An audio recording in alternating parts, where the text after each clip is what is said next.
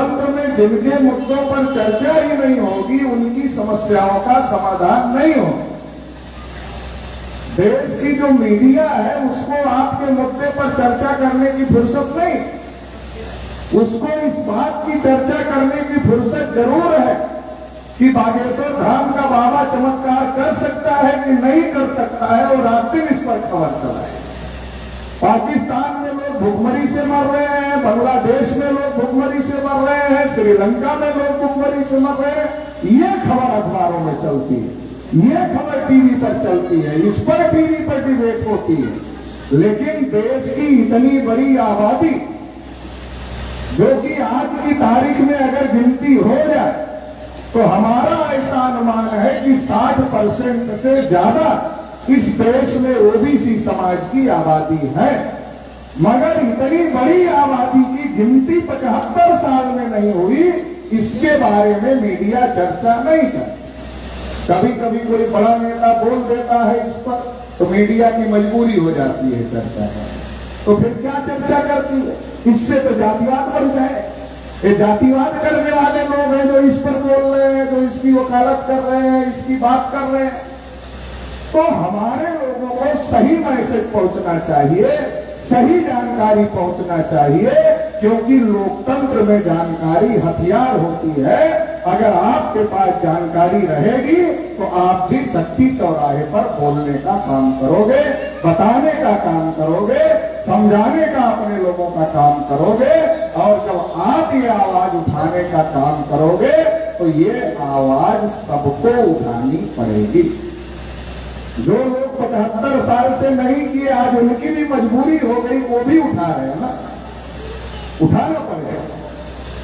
कांग्रेस के लोग नहीं किए मगर आज तो मजबूरी हो गई ना, उनको भी तो बोलना पड़ रहा है इस पर। बीजेपी के लोग भी विरोध नहीं कर सकते, बचते हैं बोलने। और बीजेपी में जो ओबीसी के लोग हैं, जब उनसे पूछा जाता नहीं हम तो चाहते हैं होना चाहिए, तो करते क्यों नहीं? स्टेट में गवर्नमेंट है, सेंटर में गवर्नमेंट है, अभी क्या अमेरिका में गवर्नमेंट बनाने के बाद करोगे? अभी तो बना दिया ना दोनों जगह, अभी अमेरिका में बनाने के बाद करोगे क्या? तो साथियों, हमको इस बात को समझने की जरूरत है। देश में आजादी को 75 साल हो, 75 साल की आजादी के बाद देश में आजादी का अमृत उत्सव मनाया जाए, और ये बताया जा रहा है कि देश में अमृत काल चल रहा है। तो मेरा बहुत बड़ा सवाल है इस अमृत काल का, कि जो अमृत 75 साल की आजादी से निकला, उसमें बैकवर्ड क्लास को कितना अमृत मिला, शेड्यूल कास्ट को कितना अमृत मिला, शेड्यूल ट्राइब को कितना अमृत मिला, अलग अलग माइनॉरिटीज के लोगों को कितना अमृत मिला, या सारा अमृत पंडित जी लोग ही डकार गए, ये कैसे पता चले? इसको भी तो पता चलना चाहिए। केवल हम जश्न ही मनाते रहे, हर चीज का जश्न हम मनाते रहे और फायदा दूसरे को होता है, फायदा दूसरे का और जश्न में नाचने गाने का काम हमारा। तो ये समझना पड़ेगा, 75 साल में तो कम से कम ओबीसी के लोगों को अब समझना पड़ेगा, क्योंकि देश में जब आजादी की लड़ाई चल रही तो हमारे लोगों को ये बात बताई गई थी, ये बात समझाई गई थी कि अंग्रेजों की वजह से तुम्हारी समस्याएं हैं। अगर अंग्रेजों को इस देश से खदेड़ दो तो तुम्हारी समस्याओं का समाधान हो जाए। तो हमारे जो पूर्वज थे, हमारे जो बुजुर्ग थे, उन्होंने सोचा कि जब अंग्रेजों की वजह से हमारी समस्याएं हैं तो अंग्रेजों को खदेड़ देते। 1857 वाला इन लोगों ने अकेले लड़ लिया, इसलिए मुंह की खा गए। जब 1857 वाले में मुंह की खा गए तो समझ में आ गया कि इनके बगैर, बैकवर्ड शेड्यूल कास्ट के बगैर अंग्रेजों को भगाया नहीं जा सकता। तो समझ में आ गया तो हमारे लोग शामिल हो गए उस लड़ाई में। लड़ाई में शामिल हो गए, अंग्रेज देश छोड़कर चले। आज जो लोग दिल्ली में बैठकर देशभक्ति और देशद्रोह का सर्टिफिकेट बांट रहे हैं, उनके बाप दादा की औकात नहीं थी अंग्रेजों को इस देश से खदेड़ दी। हमारे पूर्वजों की वजह से अंग्रेज इस देश को छोड़कर गए। लेकिन जब आजादी का इतिहास लिखा गया तो हमारे ही लोगों का नाम सबसे ज्यादा गायब किया है। तो हमें समझने की जरूरत है कि हमारे पूर्वजों ने ये सोच करके कि हमारी आने वाली नस्लें आजाद हो जाएगी अगर अंग्रेजों को हम भगा देंगे, भले ही इसके लिए हमें फांसी के फंदे पर लटकना पड़े। भगत सिंह जैसा नौजवान भरी जवानी में फांसी के फंदे पर लगे, गोलियां खाई लोगों ने, लाठियां खाई लोगों ने। क्यों? क्योंकि हमारी आने वाली जनरेशन आजाद होनी चाहिए। लेकिन उन्हें नहीं पता था कि आजादी के 75 साल बाद भी उनके बच्चों को इस बात के लिए संघर्ष करना पड़ेगा कि देश में जानवरों की गिनती होती है, कुत्तों की गिनती होती है और हिजड़ों की भी गिनती होती है, मगर पिछड़ों की नहीं होती। मैं ऐसा रोज बोलता हूं, कोई बोले ना बोले, चौधरी विकास पटेल एक ऐसा आदमी है जो प्रतिदिन इस बात को बोलता है। और जब मैं ऐसा बोलता हूं तो बहुत सारे ओबीसी के लोगों को थोड़ा अच्छा नहीं लगता। तो कुछ लोग मेरे पास मिलने के लिए आते हैं तो कहते हैं पटेल जी थोड़ा ज्यादा हो जाता है। तो हमने कहा क्या ज्यादा? बोले अच्छा नहीं लगता, जानवरों की बात आप करते हैं, हिजड़ों की बात करते हैं, कुत्तों की बात करते हैं, अच्छा नहीं लगता। तो हमने कहा गलत है। नहीं, गलत तो नहीं है, मगर अच्छा नहीं लगता। तो हमने कहा अच्छा नहीं लगता है, यही हम चाहते। क्यों चाहते?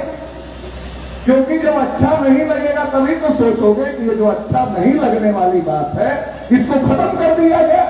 और जब तक अच्छा लगने वाली बात होती रहेगी तब तक सोचोगे ही नहीं।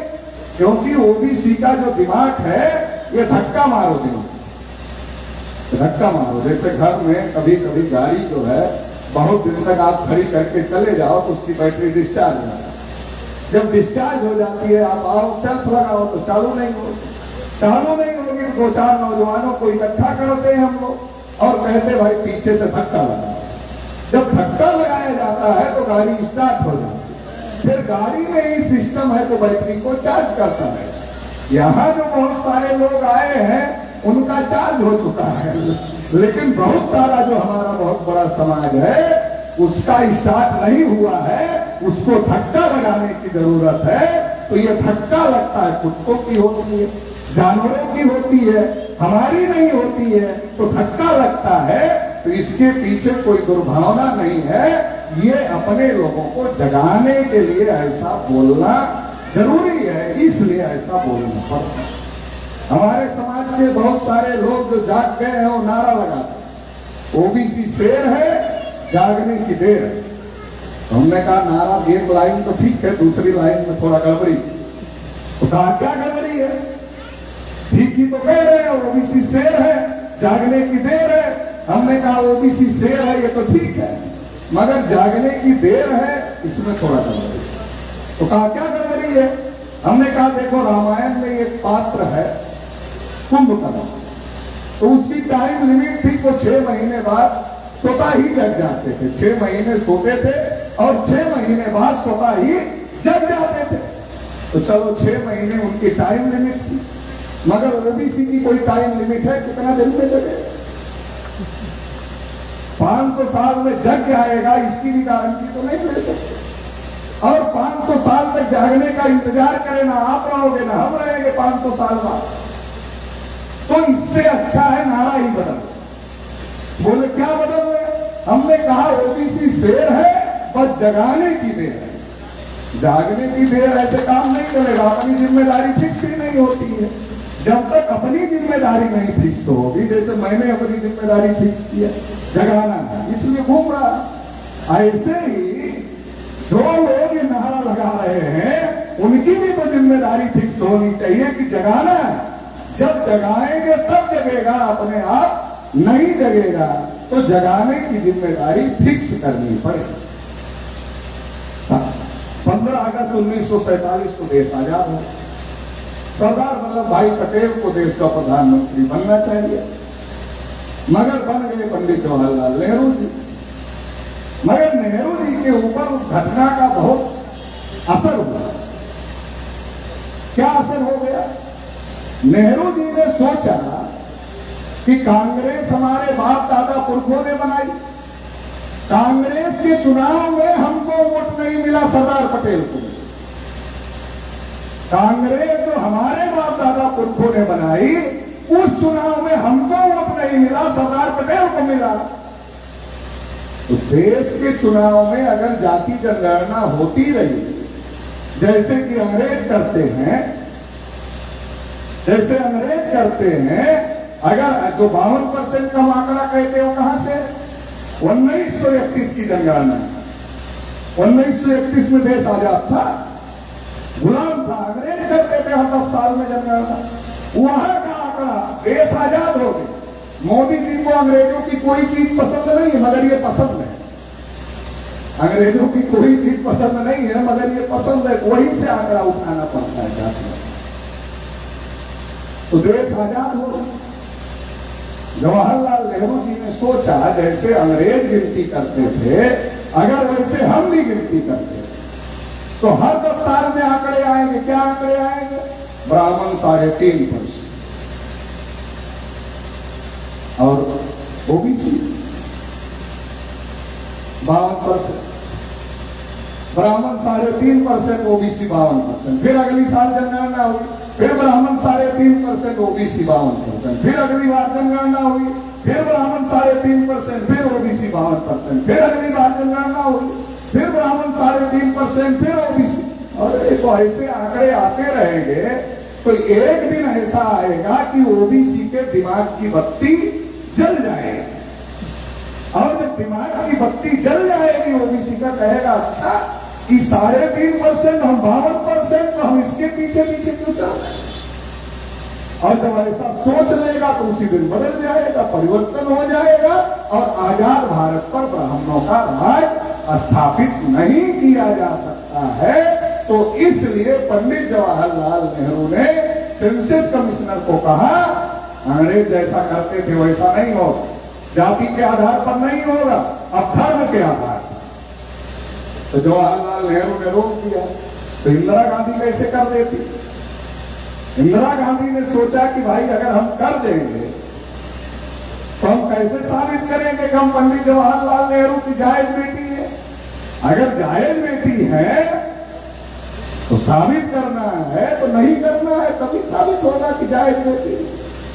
बाप ने जो किया वो बेटा की बेटी कैसे बदल देगा? इंदिरा जी ने भी नहीं किया, राजीव जी ने भी नहीं किया। और हमारे ओबीसी के लोग कहते नहीं, सब नेता तो खराब है भाजपा में वैसे, लेकिन अटल जी बहुत अच्छे नेता हैं। हमारे तमाम ओबीसी के लोग हैं। अटल जी ने भी नहीं किया, दुख के साथ आपको बता रहा हूं, क्योंकि बहुत सारे लोगों के प्रिय नेता होंगे इसमें से, इसलिए दुख के साथ बता रहा हूं कि अटल जी ने भी नहीं किया। और जब मनमोहन सिंह की सरकार थी, बड़ा हंगामा मचा, क्योंकि भारत मुक्ति मोर्चा के राष्ट्रीय अध्यक्ष वामन मेश्राम जी ने इसको लेकर बवाल खड़ा किया, जाति जनगणना को लेकर कि जानवरों की गिनती होती है, ओबीसी की नहीं होती है। ये बवाल बढ़ते बढ़ते बढ़ते बढ़ते पार्लियामेंट तक पहुंच गया। और पार्लियामेंट तक पहुंच गया तो जितने बैकवर्ड क्लास के नेता थे, इवन जो बीजेपी में भी थे, वो सब एकजुट होकर के पार्लियामेंट को बंद कर दिया, क्योंकि तब बीजेपी विपक्ष में थी। बंद कर दिए। मनमोहन सिंह जी देश के प्रधानमंत्री थे, वो सामने आ गए और उन्होंने कहा हम जाति जनगणना कराएंगे। गलत जानकारी दिया पार्लियामेंट। जाति जनगणना सेंसस एक्ट में परिवर्तन के बगैर नहीं कराया जा सकता। सेंसस एक्ट के अनुसार जाति जनगणना नहीं है, इसलिए सेंसस एक्ट में परिवर्तन होगा तब जाति जनगणना होगा। तो उन्होंने सब सर्वे करवाया। क्यों? क्योंकि मनमोहन सिंह सरकार के फैसले मनमोहन सिंह नहीं लेते। मनमोहन सिंह सरकार के फैसले प्रणब मुखर्जी लेते। ब्राह्मण जितनी बार जनगणना आई, ब्राह्मण ही प्रधानमंत्री होते। एक बार देवगौड़ा जी पे उन्होंने फैसला कर लिया कि हम जाति जनगणना कराएं, तो देवगौड़ा की सरकार ही गिरा दिया पंडित जी लोगों ने, तो वो भी नहीं हो पाई। ये मैं इसलिए बता रहा हूं कि भ्रम में लोग ना रहे। स्टेट को जनगणना करने की पावर नहीं है। आप पढ़ो संविधान। संविधान में जनगणना जो है ये सेंटर का सब्जेक्ट है, स्टेट का सब्जेक्ट नहीं। स्टेट को जनगणना करने की पावर नहीं है, जनगणना करने की पावर सेंटर को है। जब कोर्ट में मामला गया तो नीतीश कुमार जी ने कहा, अरे हम जनगणना थोड़े ही कर रहे हैं, हम तो सर्वे कर, सर्वे मानेगा सुप्रीम कोर्ट। और फिर वो इतना सघन कर रहे थे, फिर दूसरे लोग सुप्रीम कोर्ट चले गए, कहे नहीं ये सर्वे के नाम पर जनगणना ऐसा ही कर रहे हैं, नहीं होना चाहिए, रोक लगी हुई है। तो ये बातें हमको जो बारीकियां है ये भी समझने की जरूरत है कि देश में आज कांग्रेस ने राज किया, बीजेपी ने राज किया, अभी नरेंद्र मोदी राज किया। और नरेंद्र मोदी कहते हैं मैं पिछड़ी जाति का हूं, ओबीसी का। 2014 में कहा मैं पिछड़ी जाति का हूं इसलिए मेरा अपमान हो। पिछड़ी जाति के लोगों ने सोचा पिछड़ी जाति का अपमान हो रहा है तो इसको प्रधानमंत्री बना देते, तो अपमान का बदला ले लेंगे मोदी जी, तो प्रधानमंत्री बना दिया। अभी देखा क्या स्थिति थी संसद भवन के उद्घाटन के समय, लंबा लंबा लेट, कितना लंबा लंबा लेट गए। लोकतांत्रिक देश के प्रधानमंत्री को ऐसा लेटना शोभा देता है क्या?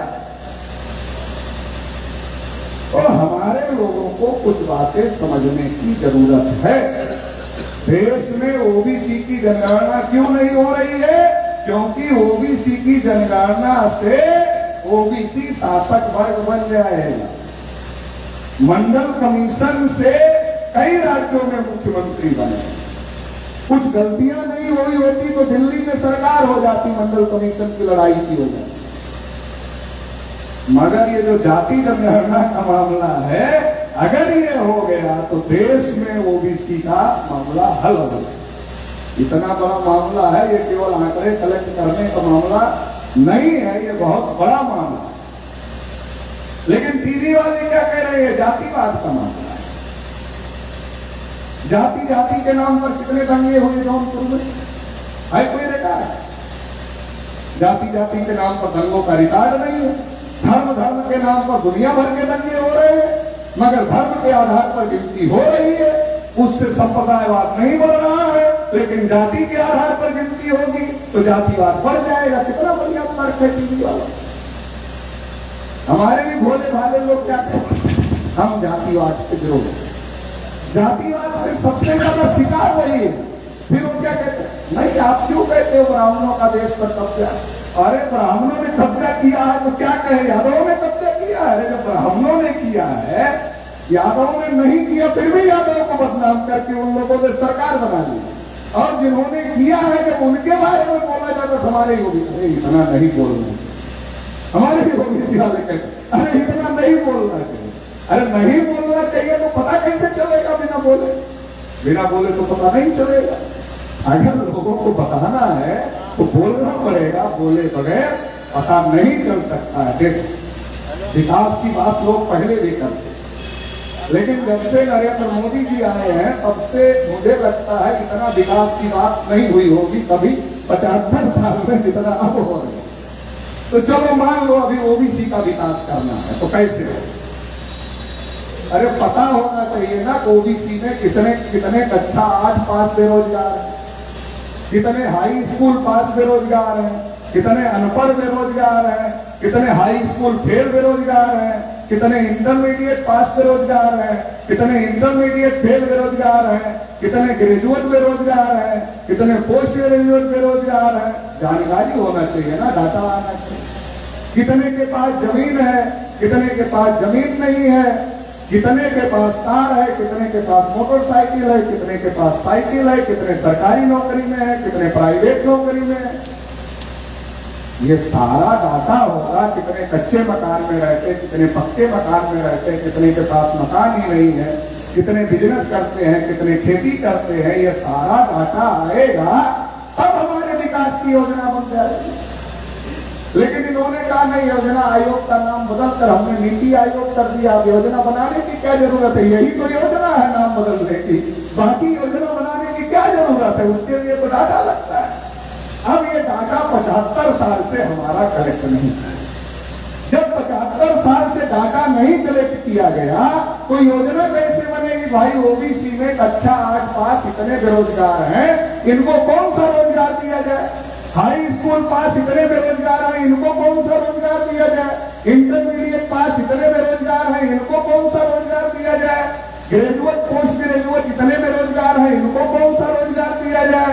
इतने लोगों के पास घर नहीं है, इसकी कौन सी व्यवस्था बनाया जाए? इतने खेती करते हैं, उनके लिए क्या किया जाए कि उनकी इनकम बढ़ जाए? इतने लोग बिजनेस करते हैं, उनके लिए स्पेशल क्या? आखिर पैसा तो हम भी दे रहे हैं ना सरकार को, बजट तो टैक्स से बनता है ना। अगर हम 52% 60% हैं तो क्या हम टैक्स नहीं दे रहे हैं? हम भी तो टैक्स दे रहे हैं, हम भी टैक्स दे रहे हैं। आप कहोगे हम सरकारी नौकरी में नहीं है तो हम कहाँ टैक्स दे रहे हैं? हम बिजनेस बड़ा नहीं कर रहे हैं तो हम कहाँ टैक्स दे रहे हैं? अरे आप कपड़ा खरीद रहे हो तो भी टैक्स दे रहे हो, साबुन खरीद रहे हो तो ही टैक्स दे रहे हो, जूता खरीद रहे हो तो भी टैक्स दे रहे हो, साइकिल मोटरसाइकिल कार खरीद रहे हो तो भी टैक्स दे रहे हो। और ये टैक्स का पैसा सरकार के पास जाता है, जिससे बजट बनता है। इस टैक्स के पैसे में सबसे ज्यादा हिस्सा ओबीसी समाज के लोगों का है, लेकिन ओबीसी समाज के लिए बजट अलॉट नहीं होता। अभी उत्तर प्रदेश का बता दें, 6 लाख ओबीसी छात्रों का शुल्क प्रतिपूर्ति रोकी गई, वजीफा रोका है। 6 लाख का, 1-2 का नहीं। पिछड़ा वर्ग कल्याण मंत्री है कश्यप, उन्होंने कहा बजट ही नहीं। अरे भाई, हमने कहा कि दिल्ली में भी तुम्हारी सरकार, लखनऊ में भी तुम्हारी सरकार, अभी कहा ट्रिपल इंजन जोड़ना है तो मेयर का जिताना होगा, वो भी जीत लिया जैसे तैसे। अब कहां सरकार बनाओगे तब ओबीसी के लिए बजट आए? अब तो सब बना लिया, अब कहां बनाओगे कि ओबीसी के लिए बजट आएगा? भाई अभी 17 के चुनाव में जो लोग कह रहे थे यादव ले गए, यादव ले गए, यादव ले गए, यादव ले गए, अभी 27 का 9.5 कर दिया। पता चला? पता चला? हमें भी अपना प्रचार तंत्र मजबूत करना होगा। वो प्रचार तंत्र उनका है जो गलत बात को सही तरीके से पेश कर रहा है और लोग मान ले रहे हैं, और हम सही बात को सही नहीं पेश कर पा रहे हैं तो लोग माने। अब उनका 9.5 कर दिया, 27 का कोई चर्चा नहीं। मैं गांव गांव में जा रहा हूं, पूछ रहा, पता है लोगों को आश्चर्य हो रहा 27 का 9.5 कैसे हो गया, पता ही नहीं है। अब ये दूसरे का मामला होगा तो घर घर को पता चल गया होगा कि 27 का 9.5 हो गया। ग्राम पंचायत अधिकारी की जो भर्ती का विज्ञापन आया, उसमें ओबीसी को 27 के बजाय 9.5% आरक्षण दिया। 69,000 का तो भूल ही गया उस शिक्षक वाला, वो तो हो ही गया आपके साथ। इन्होंने कहा हमने राष्ट्रीय पिछड़ा वर्ग आयोग बना दिया। एक बात नहीं मानती, एक सिंगल बात राष्ट्रीय पिछड़ा वर्ग आयोग की सरकार नहीं मानती, बना दिया। जैसे 27 मंत्री बना दिया, उनको क्या किया बनाकर? गाड़ी, फिर जिले में जाएंगे, पुलिस वालों की 2-4 गाड़ी लग जाएगी पीछे, सिक्योरिटी दे दिया ताकि अपनी बिरादरी में जाए तो उसकी बिरादरी को पता चले बड़का नेता आ गया। फिर बड़का नेता भाषण करेगा कि अभी तक किसी ने हमारी बिरादरी को सम्मान नहीं दिया, पहली बार मोदी जी और अमित शाह ने सम्मान दिया।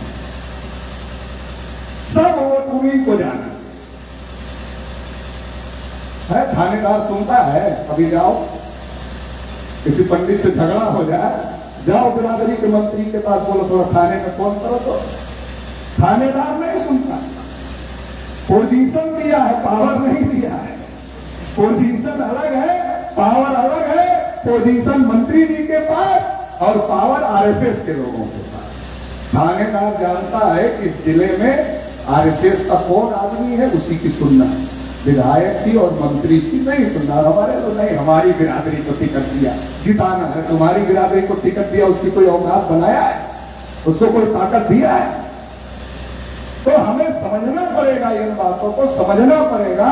अगर नहीं समझेंगे तो लड़ाई नहीं लड़ सकते हैं, और आने वाली जनरेशन के साथ जो होगा वो हम लोगों को माफ नहीं करेगी।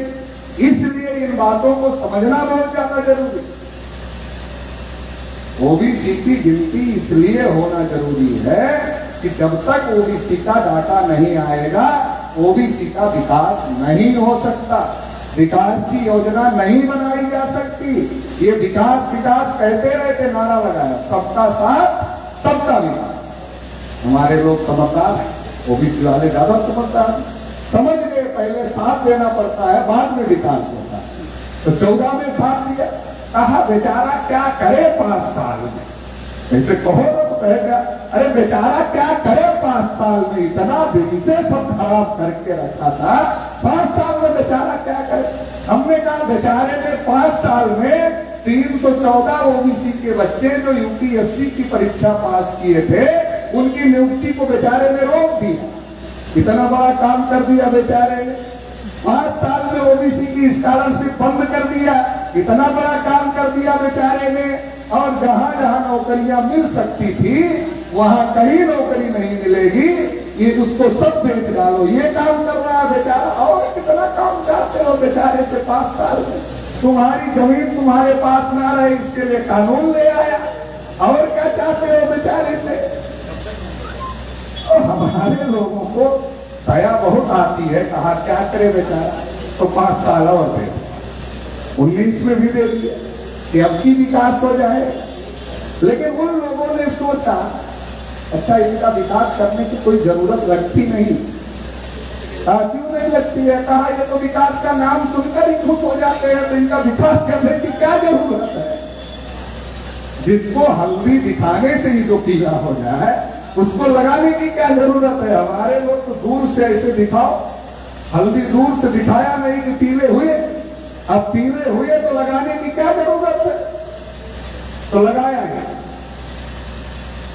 तो ये चल रहा। अब हम लोग यहाँ आरक्षण की बात कर रहे हैं संख्या के अनुपात में, उधर सरकार क्या करे? व्यवसाय करना सरकार का काम है।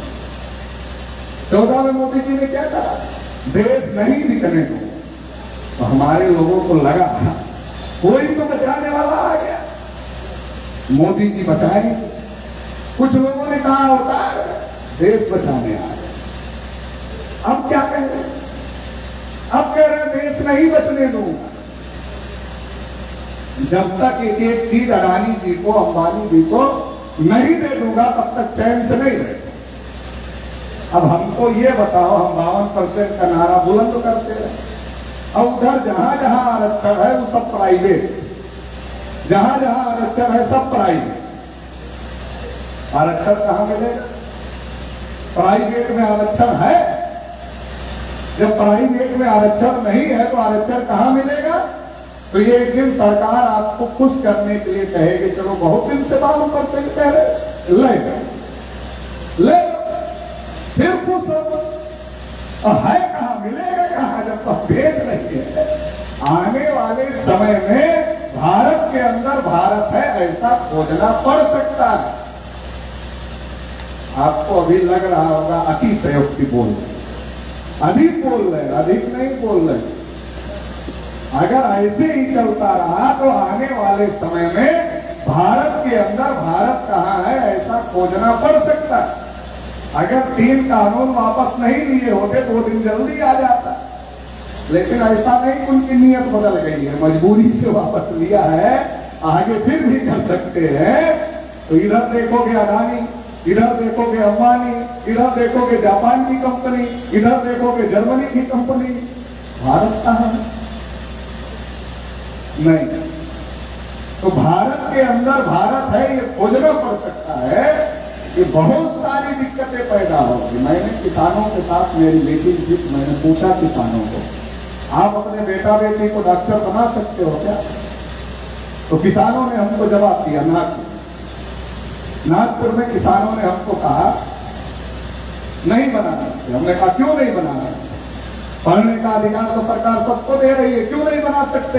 सबका साथ सबका विकास भी चल रहा। कहा डॉक्टर बनाने के लिए पहले कोटा भेजना पड़ता है, कोटा में ही लाखों रुपए लग जाते हैं, उसके बाद नीट क्वालिफाई किया तो भी लाखों रुपए लगेंगे। इतना पैसा कहां है अपने पास से पढ़ा? तो किस दिशा में देश को ले जाया जाए? 2 प्रकार की एजुकेशन हो गई, हमसे हम लोग शायद लास्ट पीढ़ी रहे होंगे प्राइमरी में पढ़ने वाले, लेकिन हमसे पहले जो लोग हुए बड़े बड़े पदों पर गए वो सब प्राइमरी में पढ़े, हम भी पढ़े। तो प्राइमरी में पढ़ने वाले लोग डॉक्टर, इंजीनियर, प्रोफेसर, वकील हो गए, आईएएस, पीसीएस, आईपीएस हो गए, क्या आज हो सकते? राइट टू एजुकेशन का बिल तो है, क्या हो सकते हैं? नहीं हो सकते। तो हम लोग भी दिन भर अरे मास्टर इतनी तनख्वाह लेता है, पढ़ाता ही नहीं। अब अपनी आदत कैसी है कि अपने को अपने सुख से कम खुशी मिलती है, पड़ोसी के दुख से ज्यादा सुखी मिलते, सुखी महसूस होते हैं हम लोग। इसी प्रकार से दूसरे के दुख से भी ज्यादा हमको ये होता है, खुशी मिलती है। अब मास्टर को तनख्वाह मिल रहा है, ये हमारा विषय है। पढ़ाई सुधरना चाहिए, ये हमारा विषय नहीं है। समाज कैसे सुधरेगी? अरे ज्यादा तनख्वाह तो हर जगह मिलती है, लेकिन पढ़ाई होती है, यहां क्यों नहीं होती है? यहां इसलिए नहीं होती है कि मास्टर को पढ़ाई छोड़कर बाकी हर काम करना है। पढ़ाई कराए या ना कराए इससे कोई मतलब नहीं। कक्षा 5 तक स्कूल है, मास्टर कितने है? तो स्कूल कक्षा 5 तक और मास्टर कितने? 2। तो जानवर की तरीके से 2 कर रखेंगे कि पढ़ाएंगे? जानवर की तरीके से 2 कर रखेंगे, पढ़ा नहीं सकते हैं, क्योंकि क्लास 5 है, मास्टर 2 है। फिर उसके बाद मास्टर को जनगणना भी करना है, फिर जानवर गणना भी करना पड़ सकता है, स्कूल की बिल्डिंग भी बनवाना पड़ सकता है। बिल्डिंग के लिए बिल्डिंग मटेरियल वाला भेजा कि नहीं भेजा, सीमेंट ये भी देखना पड़ सकता है। फिर खिचड़ी सही बन रही है कि नहीं बन रही है, ये भी निगरानी मास्टर की है। फिर इतनी ट्रेनिंग लग रही है ऑनलाइन कि उसको भी ज्वाइन करना है, और भी बहुत सारे काम। अभी नई शिक्षा नीति में कुछ मास्टरों ने हमको बताया, कहा इतना ही पढ़ाना, इससे ज्यादा पढ़ाओगे कार्रवाई करें, मतलब ज्यादा पढ़ाने पर कार्रवाई करें। हद हो रही है। अभी एक तरफ कॉन्वेंट है, एक तरफ कॉन्वेंट से भी ऊपर के स्कूल है, गलई पब्लिक स्कूल जैसे, और बड़े बड़े स्कूल। अब ये प्राइमरी का लड़का है, ये गांव देहात के कॉन्वेंट का लड़का है, ये गलई पब्लिक स्कूल का लड़का है।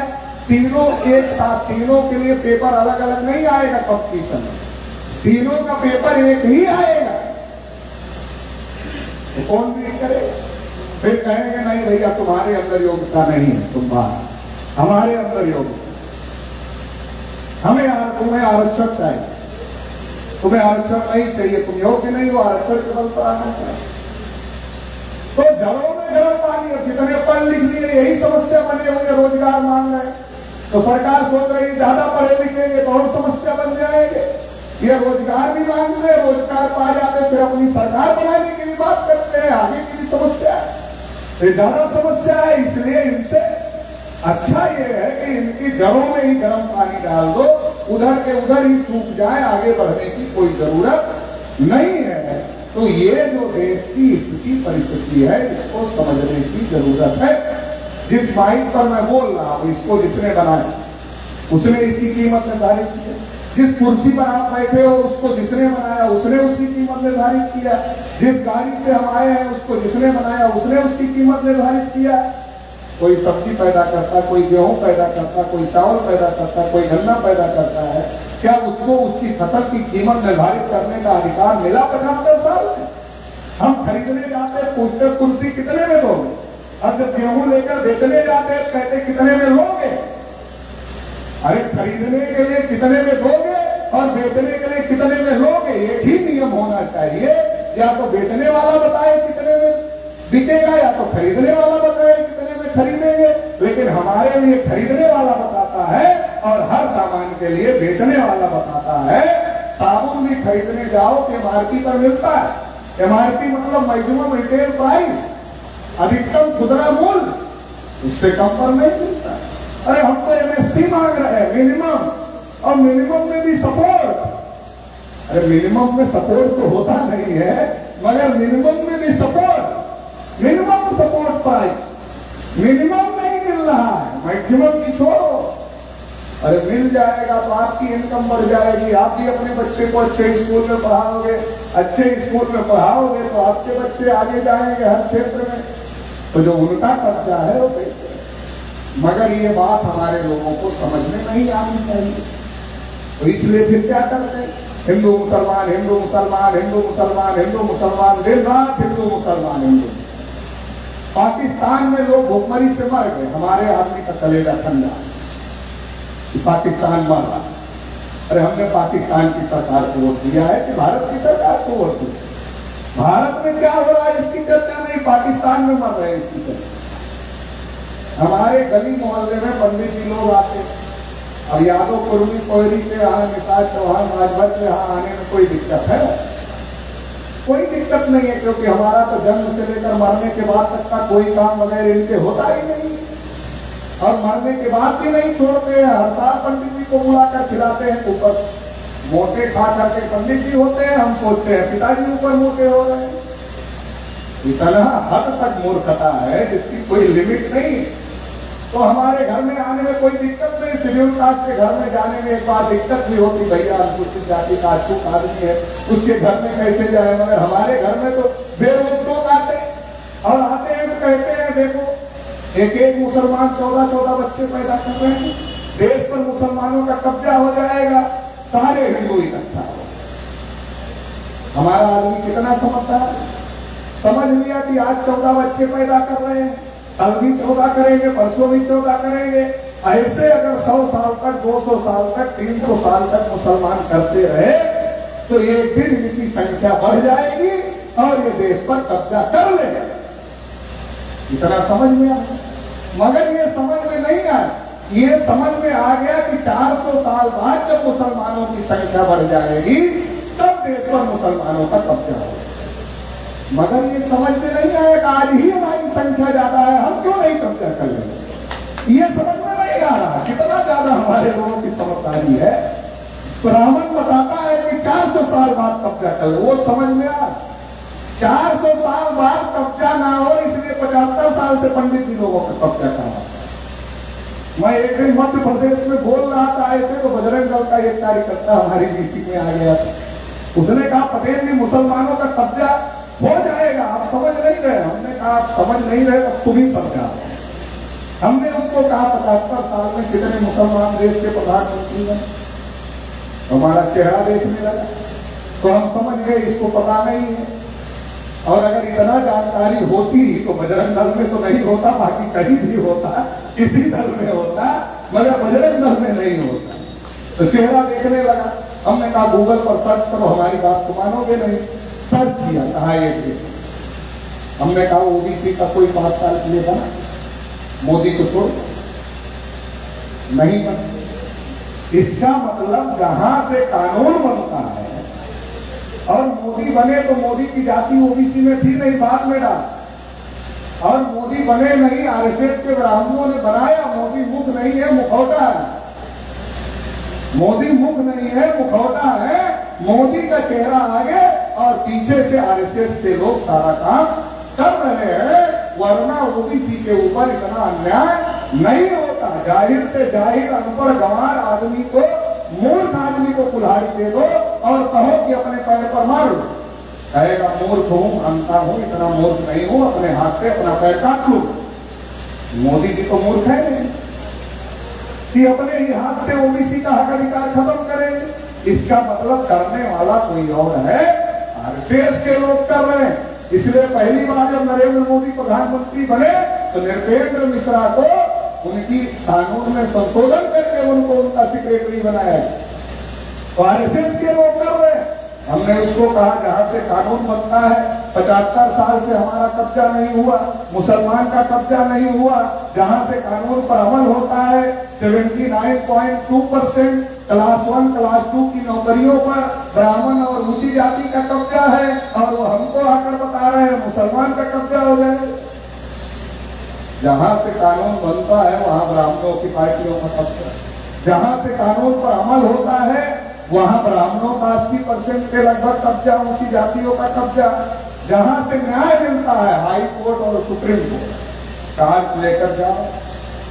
एक आदमी के मुंह पर मार कर देखो कोई यादव है, पहले यादव ही ढूंढ लो, चूंकि यादव की ज्यादा टेंशन है हमारे यादव की ज्यादा टेंशन है, पहले यादव ही ढूंढ लो। नहीं तब कुर्मी ढूंढ लो, मौर्या ढूंढ लो, निषाद ढूंढ लो, राजभर ढूंढ लो, चौहान ढूंढ लो, चमार, पासी, धोबी, खटी सब ढूंढ लो, है नहीं है। कौन है? वही लोग हैं। क्यों? क्योंकि जब बैकवर्डों की सरकारें राज्यों में बनने लगी तो उन लोगों के दिमाग की घंटी बजी। अरे जब लालू यादव इतना तेजी से आगे बढ़ रहे हैं, मुलायम सिंह यादव इतना तेजी से आगे बढ़ रहे हैं, रामविलास पासवान इतना तेजी से आगे बढ़ रहे हैं, मान्यवर काशीराम इतना तेजी से आगे बढ़ रहे हैं, क्या होगा? एक दिन दिल्ली में इनकी सरकार आ जाएगी, जज नियुक्ति करने का अधिकार इनके पास आएगा, इनके पास आएगा तो ये जज की नियुक्ति नहीं होना चाहिए इनके पास अधिकार, नहीं तो इनके लोग आ जाएंगे।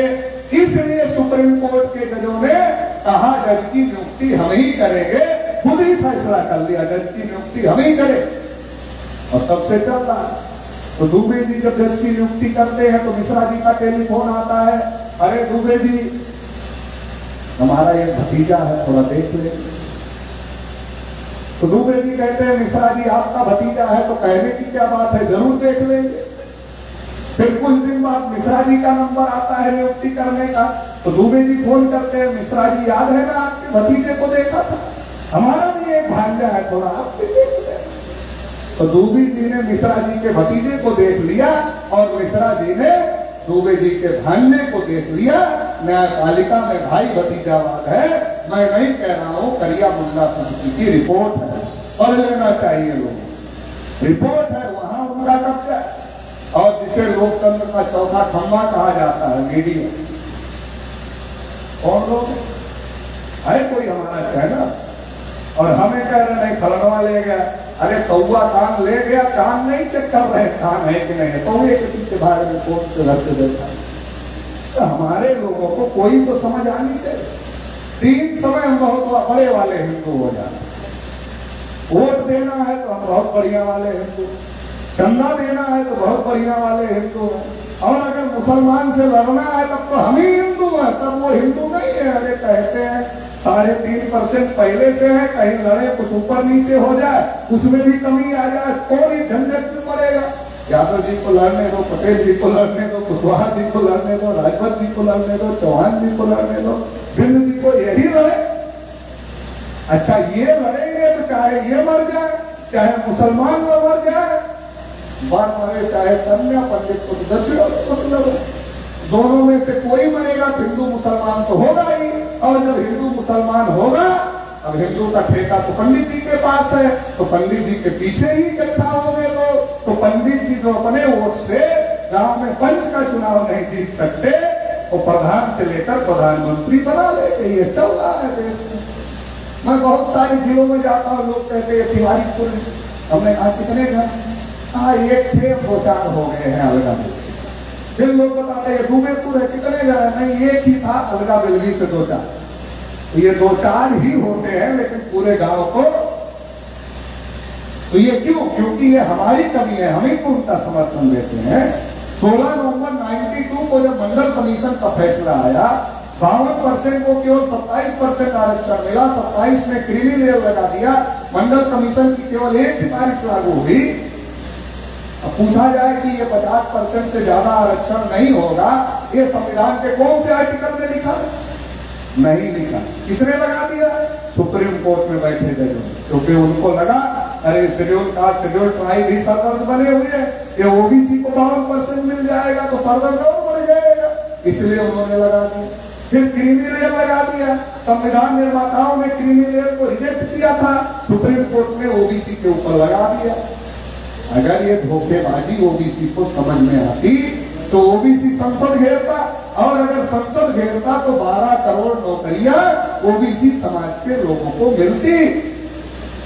मगर संसद ना घेरे तो आरएसएस बीजेपी के लोगों ने सोचा कि अगर मंडल कमीशन का संसद घेरने आ गया ओबीसी, उसका अगर समर्थन करेंगे तो उसको 52% देना पड़ेगा, 52% देना पड़ेगा, मतलब ब्राह्मणों का कब्जा प्रशासन पर नहीं करवा सकते, इसलिए समर्थन करना खतरनाक है।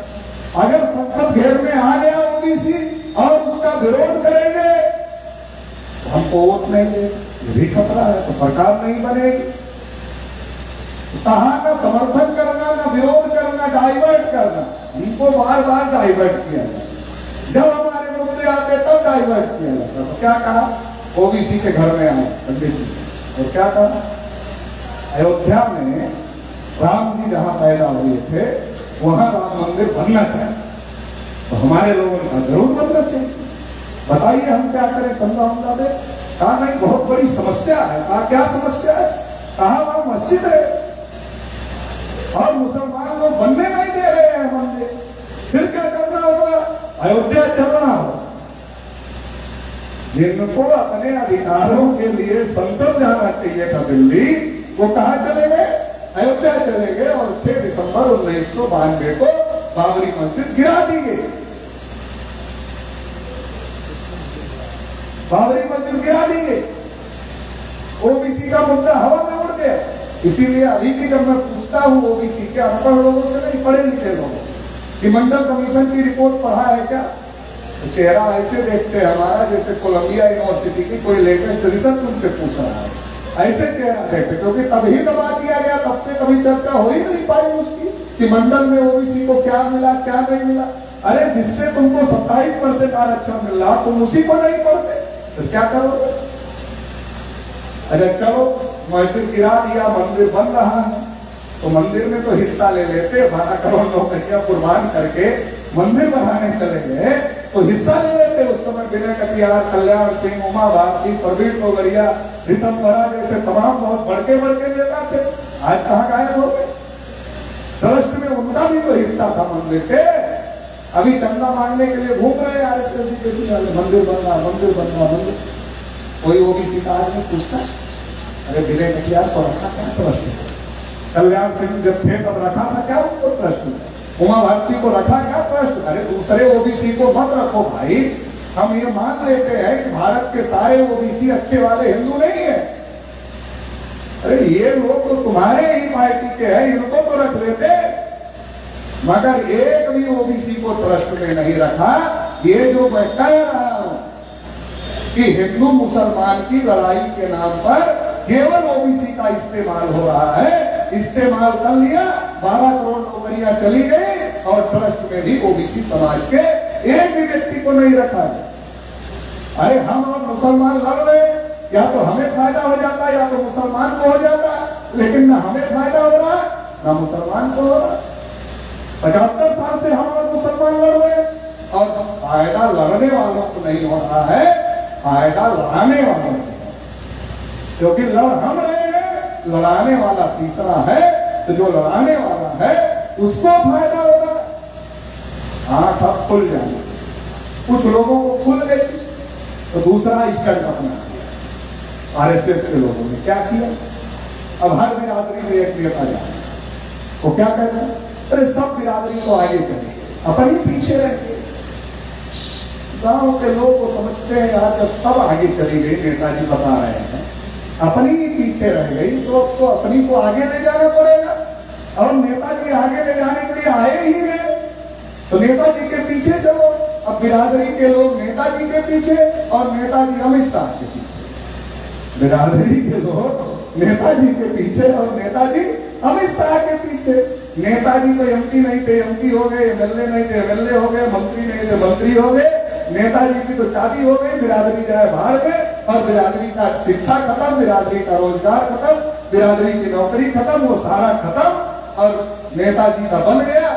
और जब आरक्षण खत्म हो गया तो हमारे कुछ नेता मिनिस्टर जो है बहुत दुखी हो गए, अखबार में बयान दिया, नहीं सरकार बहुत गलत कर रही है। हमने कहा ये बात तो एकदम सही कह रहे हो, सरकार गलत कर रही, पहले घर में आग लगाने वाले को मजबूत करो और फिर जब आग लगा दे तो बोलो नहीं आग लगा दे, बहुत गलत कर रहा है। पहले सर पर बिठाओ और जब पेशाब करे तो बोलो नहीं मूत रहा है बैठ करके, बड़ा गलत कर रहा था, तो बिठाया क्यों। अच्छा चलो अब समझ में आ गया, तो अब क्यों करे होगा, अब तो छोड़ दो। लेकिन वो क्या सोच, अरे बोल देंगे तो हमारे आदमी कहेंगे, अरे हमारी नेता ने तो बोला था, हमारे नेता ने तो बोला था, बोल देंगे तो लोग कहेंगे बोला था, अपने को हल्दी दिखाने से ही काम चल जाता था, लगाने की जरूरत नहीं पड़ती। बोल दिया तो हमारे लोग कहते हैं बोलने से कुछ हो रहा है क्या? बोलने से उठ के कुछ नहीं हो रहा है। वो अपना मलाई काट रहे हैं और पूरे समाज का सत्यानाश, पूरे देश का सत्यानाश करने का कार्यक्रम चल रहा है। इसलिए साथियों हम लोगों को एकजुट होने की जरूरत है। केवल ये कार्यक्रम करने से काम नहीं चले। यहाँ जितने बुद्धिजीवी वर्ग के लोग बैठे हुए हैं उनसे मैं अनुरोध करना चाहता हूँ कि यहाँ कोई सिस्टम बनाइए, मैकेनिज्म बनाइए। सप्ताह में एक दिन टीम बना के लोग गांव-गांव बैठे ओबीसी समाज में और उनको एक एक फैक्ट जो है वो समझाने का काम करें। नहीं तो आरएसएस का नेटवर्क दिल्ली से लेकर गली तक वो लोग बनाए हुए हैं, वो गलत बातों का प्रचार कर रहे हैं और हम सही बातों का प्रचार नहीं कर पा रहे हैं। तो हमें सही बातों का प्रचार के लिए खुद ही आगे आना होगा। ट्वीट से और मीडिया में बोलने से काम नहीं चलने वाला है। मैदान में उतरकर एक एक गांव में बैठकर लोगों के साथ बैठकर चर्चा करनी पड़ेगी, टीम गठित करनी पड़ेगी और अगर हक अधिकार के साथ खिलवाड़ हो रहा है पूरी ताकत के साथ सड़क पर उतरकर लड़ाई लड़नी पड़ेगी। लोकतंत्र में बोली नहीं चलती है, बोली ही चलती है। हमें अपनी बोली बोलना पड़ेगा और जब हम 60% हैं, अगर हम अपने ही मुंह से अपनी बोली बोले तो सारी मीडिया देगी। केवल हम खुद ही बोलना शुरू करें तो ये काम हम लोगों को करना पड़ेगा। साथियों समय बहुत ज्यादा हो रहा है, मुद्दे तो बहुत सारे हैं मगर मैं बहुत मुद्दों पर चर्चा नहीं करना चाहता। हमारे बहुत सारे वीडियो भी यूट्यूब पर पड़े हुए हैं और आप लोग भी बहुत सारी बातें जानते हैं। एक आखिरी बात कहकर अपनी बात समाप्त। आजकल सेंगोल की बहुत ज्यादा चर्चा है। हम जहाँ जाते हैं लोग पूछते साहब सेंगोल क्या है, तो ऐसा ऐसा नाम ढूंढ के लाते हैं, उसको समझने में जनता को 2-4 महीने लग जाते हैं। उसका समझने का छोड़ो, मुंह से शब्द भी प्रयोग नहीं कर पाते, प्रयोग नहीं कर पाते। तो हमने कहा वो लोग बता रहे हैं भाई ये पंडित जवाहरलाल नेहरू को माउंटबेटन ने सत्ता हस्तांतरण के समय दिया। तो 2023 में कौन सा सत्ता हस्तांतरण हो गया, कौन सा ट्रांसफर ऑफ पावर हो गया? 2023 में कौन सा ट्रांसफर ऑफ पावर हो गया जो मोदी जी को पुरोहितों ने दे दिया? अब ये कह रहे हैं 75